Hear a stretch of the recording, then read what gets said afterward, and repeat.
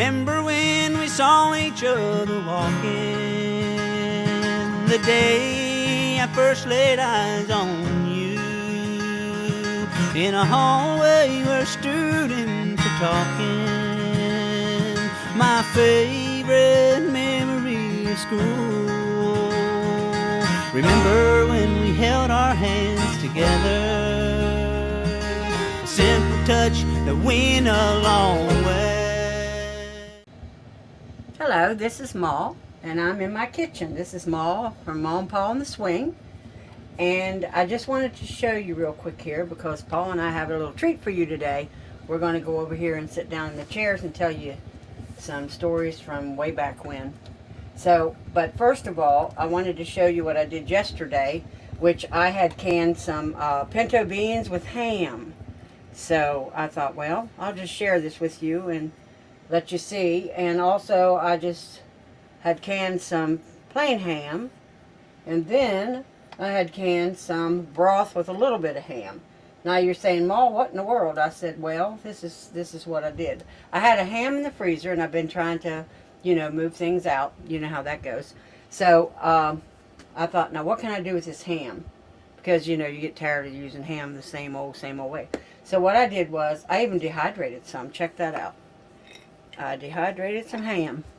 So I just went ham crazy, didn't I? But so now what I'm going to do is do this. Now y'all know what I'm doing here, don't you? Ma always gets the coffee before we have a chat. I love coffee. I'm sure some of you love coffee too. So I'm getting our coffee, and then we're going to go in here and sit down and tell you a few things.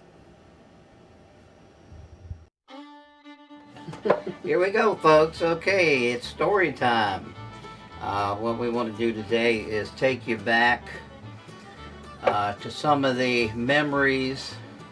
Now, they're not my memories. They're memories that were relayed to me from my grandmother about her grandmother, which would be my great-great-grandmother. And believe it or not, my great-great-grandmother precluded the Civil War when she was born. So you know what type of atmosphere they lived in as far as modern things. But anyway, this coffee is hot, Ma. Yeah, well, it will be, Dad. Let's get out of the pot. I reckon so. But anyway, we go back. We need to understand that over time there are trinkets and golden memories that are lost because they're not being told or shared. So this is from my grandmother that told me this here years ago that really happened to her grandmother. And of course, you know, back then they always wore the full-length apron like Ma has on there, and Ma will comment a little bit later about the aprons, and they were used for more than just keeping your clothing clean. But anyway, my grandmother told me that her grandmother was in the house doing their everyday chores, and she needed to go outside for something. Now, she had a knife in her hand, so I'm not sure if she was just going out to the garden, maybe to cut a head of cabbage off for supper, or if she had to go to the bathroom. That's where the bathroom was, the toilet was. It was outside in those days. So she was on her way out to whatever she was doing, and then when she turned to go back in after she had finished either getting the garden stuff or whatever she was doing, as she started back into the house, there was a black bear between her and the house. And I don't know all the details, but I do remember her saying that the black bear was not leaving and was coming toward her grandmother. So supposedly what had happened then was her grandmother took her apron off. She had the knife in her hand, and she kept it in her hand, and she took her apron off and wrapped it all around her hand and her arm, and had it all wrapped up. And when the bear came towards her with its mouth open, she would run her hand down the bear's mouth and start cutting, and the bear would jump back and she would come at her again, and she kept doing that supposedly until the bear had died. Now I know that some of y'all might think that that's so far-fetched story, but in those days That was a lot. that was life. I mean, everyday life was sometimes treacherous, and things would happen that you know, that were abnormal for today, and so they just had to survive any way they could. Now today, I was telling the wife that you know, that we're spoiled. We are spoiled beyond ever comprehending of living back in those days. If we had to live back in those days, which I'd love it myself, how much? Oh yeah, yeah. But anyway, if we would have to live back in those days nowadays, the majority of people just, I hate to say this, but it's the truth, you just wouldn't make it. And the bear would get you. So what we're going to do here, that was episode 1 here of the storytelling. Now, did the bear hurt my grandmother's grandmother? Probably so, because it has 2 legs with big claws on, so I'm sure that she didn't leave there unscathed. Right. But anyway, she did what she had to do to survive, and that was the story of my grandmother. Now I need to tell you that both of my grandmothers were women of faith, and they had really no reason to fabricate a story like that.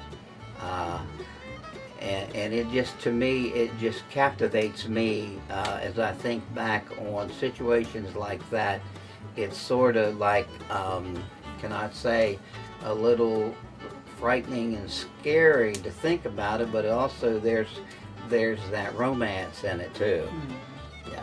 Now what I want to do, I want to switch it over here to Maw and let her tell you some of the ways that they use aprons. Well, that an apron was used for more than just having it on to keep your clothes clean. An apron, there's stories behind the apron, and because I remember as a child too that my grandmother had a big white apron on. Now what I have on is not considered what they call a full-length apron. Actually, their aprons were as long as their skirts, and what they would do would be it was multi-purpose. Now, like your grandmother, that's when she took that off, she had plenty of apron to wrap that arm. It made pretty thick. Yeah, and made pretty thick. So, but they also used their aprons when they were in the garden. They could just fold them up like this and pick a big bunch of stuff and put in their aprons. Their aprons was used sometimes to dry their dishes with, actually. And one of the fondest memories was they would take, and if their children or grandchildren, more than likely their children, would be out playing or be crying, they would take their apron and just wipe the tears. Yeah, wipe their tears away. And you know, so many people don't wear aprons these days. I wear aprons all the time. I love aprons. There's such great memories of aprons, and so I thought I would just share that with your story a little bit about the apron, because I remember my grandmother too. And the only thing, one of my greatest memories about my grandmother was that when we visited, I had to have been real little, and So I remember her coming out with the long white apron on and with her long dress and Yeah. sleeves, you know, and how they always wore. And we went out to the garden because we were staying for a Sunday dinner. And I remember my grandmother, she went out to the garden, and of course she had a knife too, and she went out, but she was, I think it was a head of cabbage she was cutting off, but she was having chicken that day. It stuck in my memory forever because I will never forget what my grandmother did, which back then it wasn't gross or it wasn't anything. It was a way of survival. Way of life. It was a way of life, and I love to hear, and I'm sure you do too, I love to hear people tell stories from way back when. And so anyway, she went and there was some chickens running around the yard, and she just picked up a chicken, and next thing I knew, she had it by the neck, and she just give it a twirl, and It's over. it was done. And she took it in the house and, you know, to prepare it for our dinner. But as a child, that was something I would always remember, that she did that. So, Yeah, but, I think today people are too politically correct on everything, and we have to be realistic. I mean, for us to live, something else has to die, you know. right. And of course it should be done humanely, and believe it or not, the way her Yeah, that grandmother was did that Mhm. was very humane. Yeah, I mean, it yeah, was, it didn't suffer like Yeah. hitting its neck with a hatchet and only getting That's half right. of it. It was just the way they did. all right, but, well, we don't want to get too no, I but anyway, these aprons that they made, I'm sure, in my mind, I can picture that of the one thing that the pioneer woman had was a nice apron, nice looking, so that when she came to the neighbors and they compared the aprons, she wanted her apron to look the best. That's sort of like the quilts too, wasn't it?